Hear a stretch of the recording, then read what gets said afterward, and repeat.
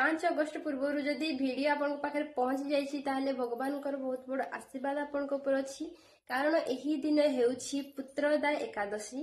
जो व्यक्ति यही पुत्रदा एकादशी पालन करती सही व्यक्ति को विशेष फल प्राप्त होता है। एकादशी द्वारा जो व्यक्ति संतान प्राप्त असुविधा हेउछि बा जो दंपति संतान हेउना ସେହି ଦମ୍ପତି ଏହି ଏକାଦଶୀର ପାଳନ କରିବା ଉଚିତ। ଏହି ଏକାଦଶୀ ଦ୍ୱାରା ତାଙ୍କୁ ସନ୍ତାନ ପ୍ରାପ୍ତି ହୋଇଥାଏ। ତା ସହିତ ଯେଉଁ ବ୍ୟକ୍ତିର ଜୀବନରେ ଅତ୍ୟଧିକ ସମସ୍ୟା ଚାଲି ରହିଛି ଯାହାର ସମାଧାନ ହେଇପାରୁନାହିଁ ଏହା ଦ୍ୱାରା ମଧ୍ୟ ଆପଣ ଏହି ଏକାଦଶୀର ପାଳନ କରିପାରିବେ। ଏକାଦଶୀର ବ୍ରତ ଦ୍ୱାରା ଆପଣଙ୍କୁ ଏଇ ଜନ୍ମ ଓ ଆର ଜନ୍ମରେ ହୋଇଥିବା ପାପରୁ ମୁକ୍ତି ମିଳିଥାଏ।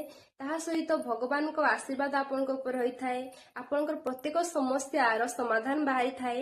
ଯେଉଁ ଝିଅମାନଙ୍କର ବିବାହ ହେଇପାରୁନାହିଁ ବା ଯେଉଁ ଝିଅମାନଙ୍କର ବା ଯେଉଁ ଦମ୍ପତିଙ୍କର ପୁତ୍ର ସନ୍ତାନ ପ୍ରାପ୍ତ ହୋଇପାରୁନାହିଁ ଏହି ଦମ୍ପତି ମାନଙ୍କୁ ବିଶେଷ କରି ଏହି ବ୍ରତର ପାଳନ କରିବା ଆବଶ୍ୟକ।